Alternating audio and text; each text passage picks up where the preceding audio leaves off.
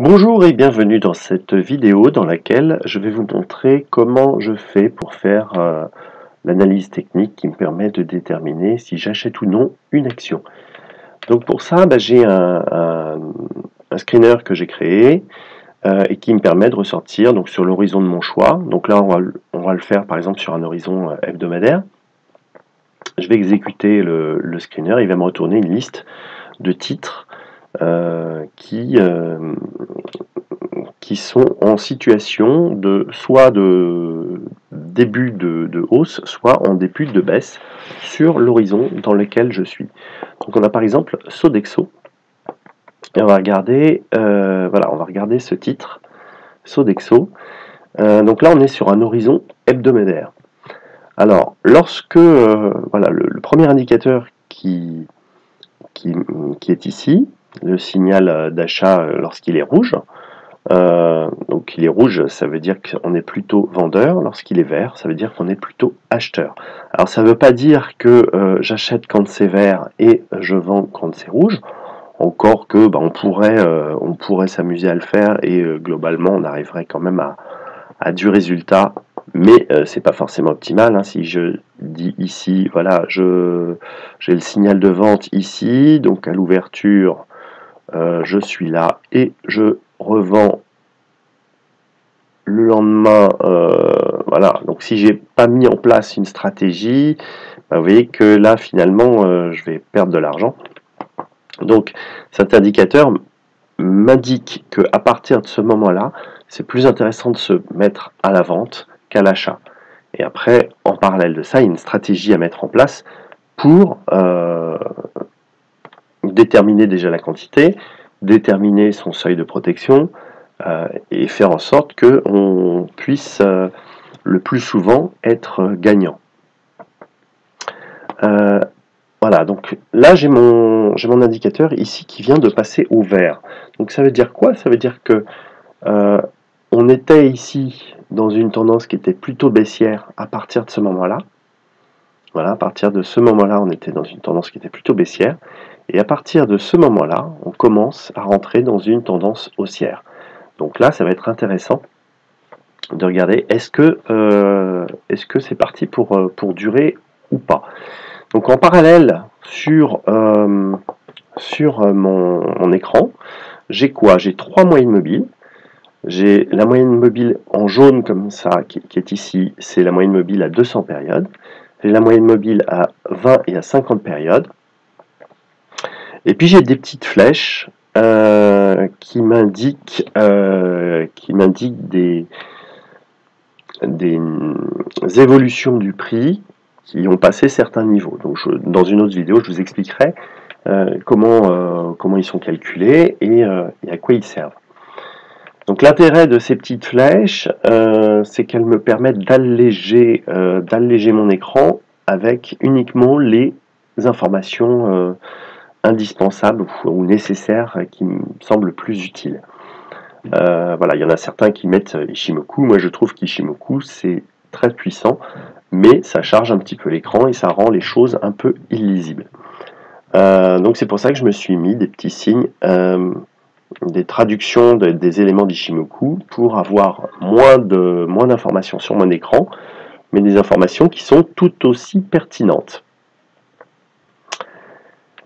Donc on va regarder, ce qui est intéressant, c'est de regarder sur le niveau supérieur, savoir quelle est la tendance de ce titre. Donc la tendance de ce titre, elle est, voilà, la dernière fois qu'on a eu le web signal d'achat, on était plutôt vert, donc effectivement, à partir du moment où il nous a dit qu'on était acheteur, effectivement, vous voyez qu'il a eu raison, on était bien acheteur, donc on continue à être dans une tendance haussière. Continue à être dans une tendance haussière. À partir de ce moment-là, en juin 2017, on a notre indicateur Web Confiance qui nous dit attention, là il y a une petite fragilité. Et effectivement, vous voyez que ça n'a pas loupé. À chaque fois que ça devient rouge, généralement ça continue à baisser. Voilà. Et là, vous voyez, ça le fait, ça le fait vraiment très très souvent. Hein. Quand c'est rouge, c'est que ça commence à baisser. Ça ne veut pas dire qu'il faut vendre. mais ça veut dire qu'il faut se méfier. Si on est sur un horizon mensuel, il ne faut pas réagir au bruit des marchés. Hein. Les marchés montent, les marchés baissent, etc. C'est normal, il faut que les cours respirent. Si les cours ne respirent pas, qu'est-ce qui se passe? On a des choses, un peu comme sur le Bitcoin, on a des cours qui sont du grand n'importe quoi, et ça fait des chutes de cours de 80%, donc ce qui est mentalement un petit peu difficile à absorber. Sauf si on a pris si on a une méthode de management particulière pour ce type de bien. Donc voilà, donc là ce qui est important c'est de dire ok, on est en tendance haussière, ok, on n'est pas trop loin de la moyenne mobile 20, voilà, donc bien que on soit rouge ici, voilà, ici à partir de ce moment là on n'est pas forcément acheteur hein, puisqu'on est on a une tendance, on a un web confiance qui est dans le rouge. Voilà. Par contre, si on regarde en hebdo, ça va être intéressant, c'est que voilà, on était effectivement rouge et là on voit qu'on repasse dans le vert. Donc là, ça veut dire qu'on commence à avoir à nouveau confiance dans le titre. Voilà. Si on regarde rétrospectivement ce qu'on aurait pu faire sur ce titre. Donc en mensuel, vous avez vu qu'on aurait pu rester tranquillement dessus. En mensuel, voilà, si on avait acheté ici, on aurait mis au départ son stop ici, et puis on aurait remonté progressivement son stop, et on serait encore dessus sans problème. Et là d'ailleurs, on pourrait continuer à investir. Je vais peut-être en prendre. Alors, juste une petite remarque dans cette vidéo, ce dont je parle a juste un objectif pédagogique, c'est pas du tout une recommandation à l'achat ou à la vente de Sodexo hein, ou de quelque action que ce soit. C'est simplement, je vous explique comment je fais mon analyse. Donc, sur l'horizon hebdomadaire, on peut dire que voilà, ça peut être intéressant de l'acheter. Est-ce que je vais l'acheter? Est-ce que je vais dire, tiens, demain j'achète ce titre? Pas forcément, parce que moi j'aime bien acheter les choses le moins cher possible, quitte à ne pas les acheter.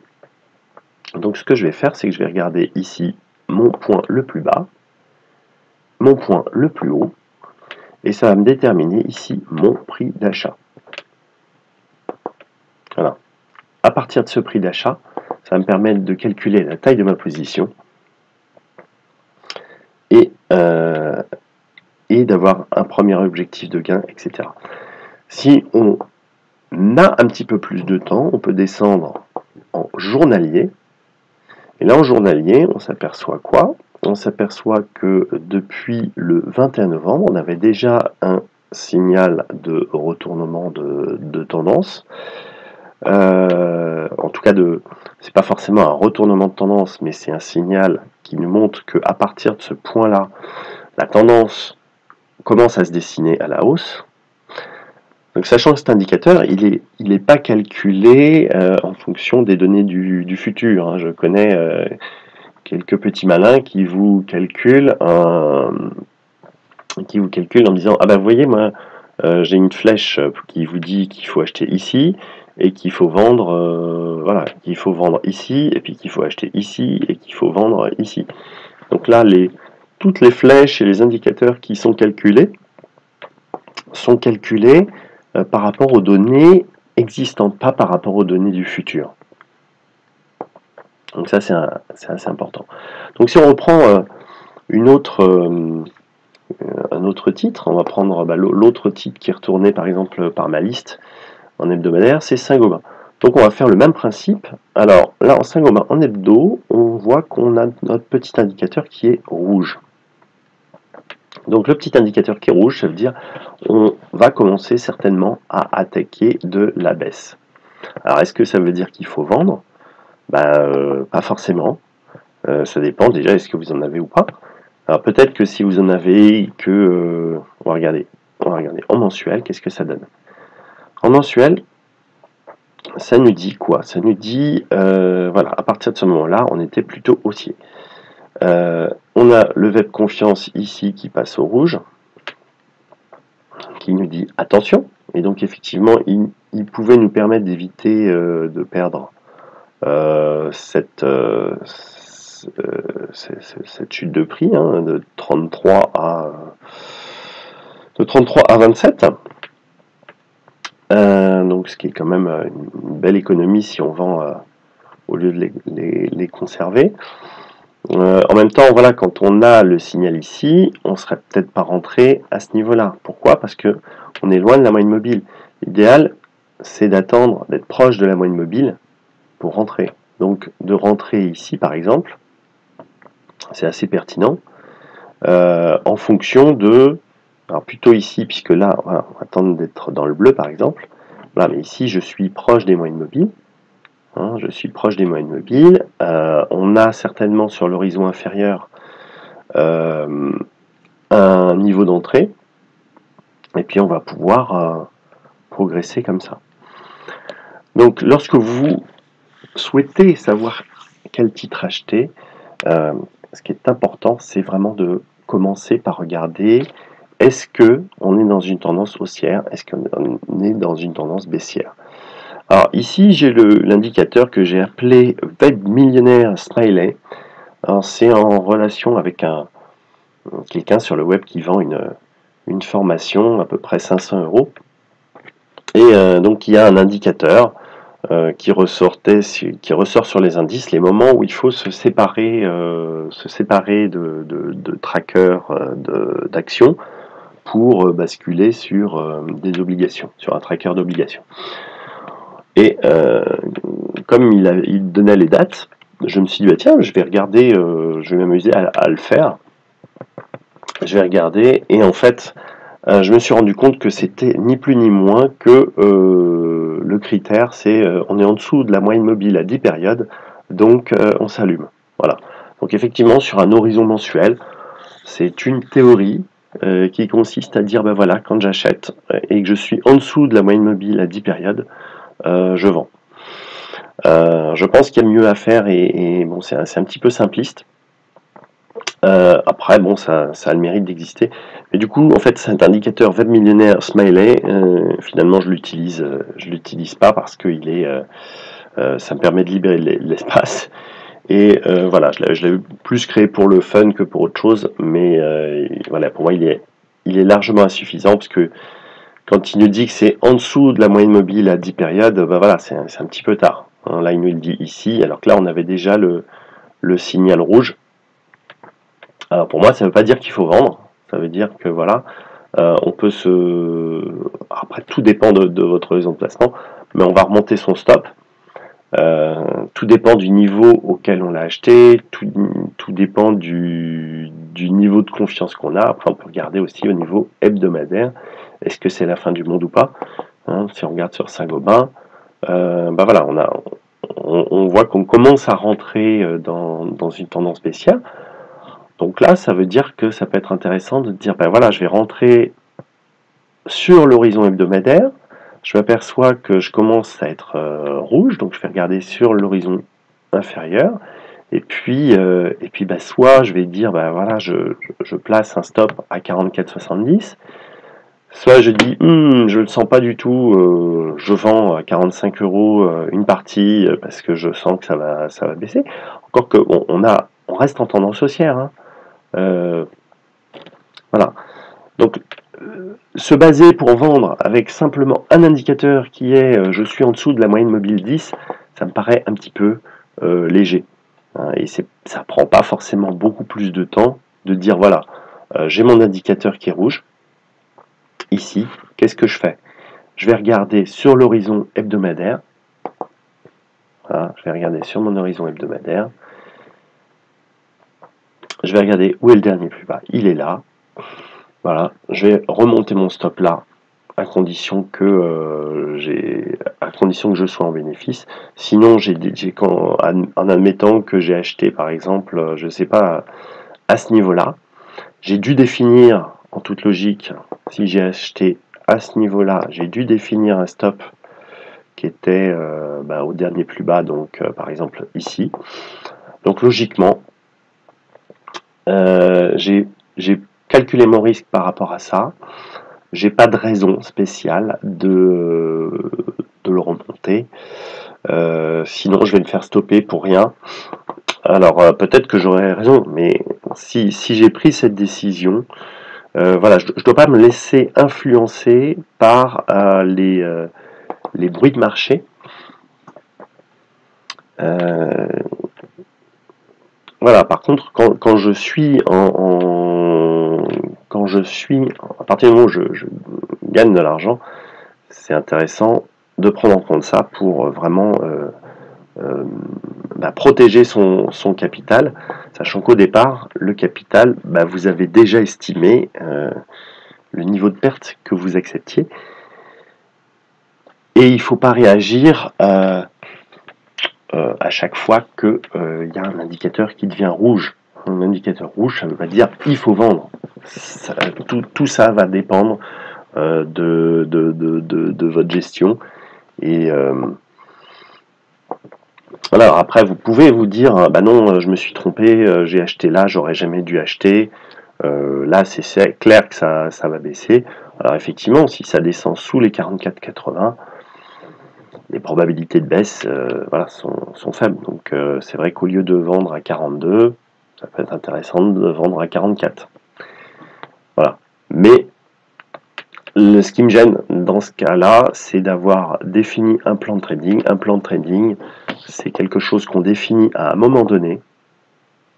Alors, on peut se tromper, on peut s'apercevoir que finalement, il y avait quelque chose qu'on n'avait pas vu, on n'avait pas vu une divergence, on n'avait pas vu un point particulier. Et auquel cas, si on s'aperçoit qu'on s'est trompé, effectivement, il n'y a que les imbéciles qui ne changent pas d'avis, donc il faut changer et remonter son stop, mais jamais le baisser. Et voilà. Ce qui est un point vachement important aussi, c'est voilà, vous gagnerez pas à tous les coups. Hein. Alors, on reprend en Casino Guichard, en hebdomadaire. En hebdomadaire. Donc en hebdomadaire, il nous dit Casino Guichard, on est plutôt baissier. Voilà, on est plutôt baissier. Et là, ah oui, alors on est repassé haussier en fait. Et donc là, c'est un petit bug de Pro Real Time sur les données hebdomadaires. Je ne sais pas pourquoi, il m'affiche pas le fait qu'on soit haussier. Voilà, il y a un petit souci avec les données hebdomadaires. Voilà, mais je vais regarder par exemple, donc, hop, en mensuel. On va regarder Casino Guichard en mensuel. Donc en mensuel, qu'est-ce qu'on a? On est plutôt baissier. On est plutôt baissier. On a le signal ici qui est baissier, ce qui veut dire que je vais plutôt prendre en compte les signaux de baisse. Et ici, j'ai eu un signal de baisse. Ici, j'ai eu une petite flèche qui m'indique que, voilà, là, à partir de ce moment-là, je suis plutôt baissier. Donc, je vais plutôt privilégier la baisse. D'autant plus que je vois que les moyennes mobiles, ici, la moyenne mobile à 50 périodes descend. Et voilà, donc j'ai la moyenne mobile à 20 périodes qui est en train de remonter, donc ce qui est plutôt bon signe, mais j'ai quand même la moyenne mobile à 50 périodes qui descend. Et donc qui donne des fortes probabilités que ici en mensuel, voilà, je continue à buter dessus et à redescendre. Donc en hebdomadaire, ici, Casino Guichard, moi je suis pas spécialement acheteur, et puis voilà, ici, vous voyez, j'ai encore mon petit indicateur qui m'indique que je suis plutôt négatif. Voilà. Et si je descends en journalier, on va regarder en journalier, hop, en journalier, on est positif. Donc, il y a une divergence dans les indicateurs. Moi, je préfère aller lorsque tous les indicateurs sont au vert. Donc, s'il y en a un qui dit rouge, et l'autre qui dit vert, et l'autre qui dit rouge, on passe à autre chose. Alors après, on a Essilor. Alors là, c'est un peu... Alors Essilor. Ouais, alors ça ressemble à un range, hein. On vous dit, bah, vous voyez, c'est un peu plat. Oui, alors attendez, parce que tout est relatif, hein, parce que là, donc je suis en hebdo, le plat, il est quand même, voilà, il y a 24% à gratter quand même, hein. C'est un plat, là où il y a du potentiel, hein. Donc on est dans un range là où potentiellement, vous voyez, si vous achetez à ce niveau-là, hop, et que vous vendez à ce niveau-là, bon bah vous serez pas mécontent, hein. Bon, déjà on sait que voilà, on a de fortes chances d'osciller entre ces deux niveaux. Donc ensuite on a le petit indicateur qui est vert ici, qui nous est ressorti le 18 décembre. Donc on sait qu'on a ce premier objectif, voilà, on sait qu'on a cette limite là, vers les 120 euros. On sait qu'on est à 116. Voilà. On a le plus bas qui est là. Donc d'un côté, si je prends une position, je risque de perdre. Donc si j'achète à peu près à 112, voilà, de 112 à 100, bah, je vais perdre 12. Et de 112 à 120, je vais gagner 8. Donc bah, ce trade, voilà, je vais même pas le tenter. Hein, sauf si je vais regarder peut-être sur un horizon mensuel. Donc potentiellement pour participer à la hausse, mais voilà, tant qu'on n'a pas, tant qu'on ne dépasse pas ce niveau des 123 euros, voilà, ça a beau être retourné par le screener, c'est pas pour ça qu'il faut acheter, il faut analyser un minimum. Hein, mais si vous voyez ici, j'avais mon indicateur de signal d'achat qui était là, on pouvait rentrer en position. Voilà, ici, on avait le signal web confiance qui nous disait attention. Donc là, il suffisait de rentrer sur un niveau hebdomadaire. Alors on va regarder, on est en juin 2013. Hein. Donc je vais mettre en juin 2013, donc je vais mettre en hebdo. Voilà, on va hop, se déplacer en juillet 2013 pour refaire l'histoire. Juillet 2013, voilà, on est là. Donc là, je suis en semaine. Donc on va zoomer sur juillet 2013. Voilà, hop. Voilà, que nous disaient les indicateurs en juillet 2013. Voilà, ici. Donc là, on était rouge. Hein. Là, on était rouge. Voilà, donc il nous disait, ben voilà, le dernier plus bas. Le dernier plus bas étant là. Je me positionne mon stop à 73 euros et je me protège. Et là, voilà, dès que ça casse ici, eh ben, je vends. Alors après, on s'aperçoit que on est en juillet 2013, on est remonté puis on est rouge encore. On pouvait encore redescendre là, on s'aperçoit qu'on est vert, on est vert, on est vert, on est vert, on est rouge. Donc là, on pouvait soit dire, bah, ok, je descends, bah, je laisse mon stop là, soit je descends carrément à la journée. Donc on va regarder donc le 26 août, donc la semaine du 2 septembre, journalier. Hop, on va regarder septembre 2013.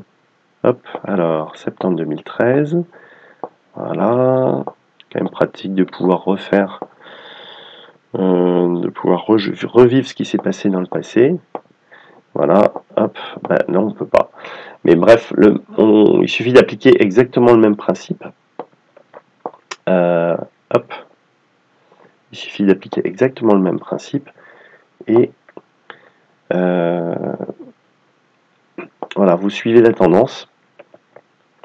Du coup, ça va être, voilà, vous allez augmenter vos chances de gagner. Voilà, mais l'indicateur qui indique simplement de dire ah, on est passé en dessous des moyennes mobiles à 10 périodes. Si vous suivez cet indicateur, vous n'allez pas arrêter de vendre, d'acheter, vendre, acheter, vendre, acheter. Donc c'est déjà beaucoup trop tard. C'est beaucoup trop tard et c'est pas assez pertinent. Mais bon, C'est vous qui voyez. Alors là, je l'ai fait par rapport à,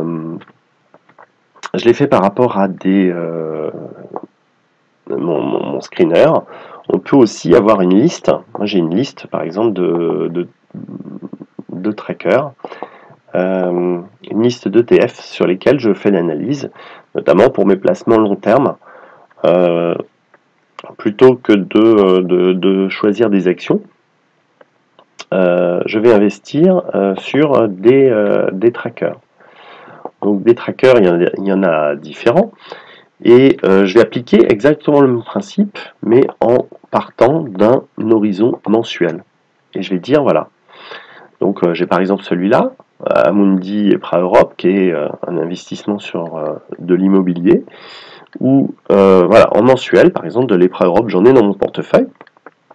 Alors je l'ai malheureusement pas depuis octobre 2012, hein, c'est dommage, parce que sinon, vous voyez, c'est octobre 2012. Si je l'achète tout simplement là, à partir du moment où c'est vert, voilà, on en serait à 74%, ce qui est pas mal, hein,